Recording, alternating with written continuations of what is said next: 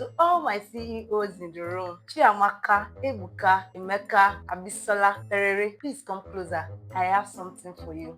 Do you know that registration of business name does not clothe your business with corporate personality?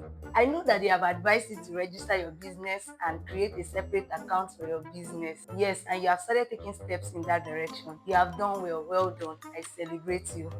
However, here is what I need you to know with the various CAC registration options and their legal implications. This is Legally Speaking with Barrister Demi. This is Legally Speaking with Barrister Demi. My name is Inimotimi O Azi, your host on this channel, Legally Speaking with Barrister Timi, keeping you legally conscious and aware. First things first, Jumoke, a duly registered business takes on what we call corporate personality, meaning in the eyes of the law, it is a separate legal entity separate from its owners, meaning when you register a company, either limited by shares or limited by guarantee or an incorporated trustee, it takes on what we call a legal personality, meaning in the eyes of the law, it has become a separate entity, separate from the people who founded it. Consequently, it can do what people in the business world will do on its own and it will be valid in law. For example, it can enter into a business transaction in its name and it will be legal. It can sue and be sued in its personal name as an entity. It can acquire a property like a human being, and in the eyes of the law, that acquisition or that transaction will be valid.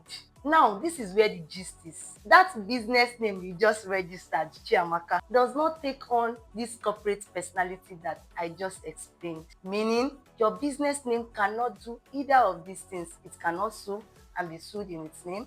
It cannot enter into a transaction in its name. It cannot also acquire property in its name because it is one and the same with you, Chiamaka. So if you want to enter into a transaction in the name of your business, it will most likely take on this form. Chigozie Chiamaka, that is your name.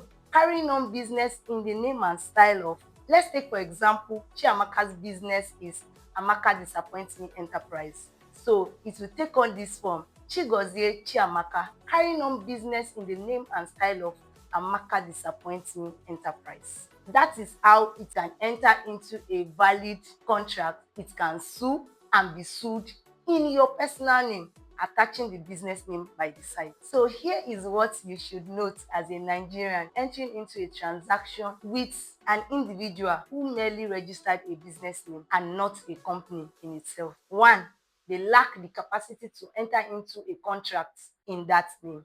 If things go south, they cannot be sued in their business name because the court will say that they are not proper parties before the courts. Here is the high point of this gist.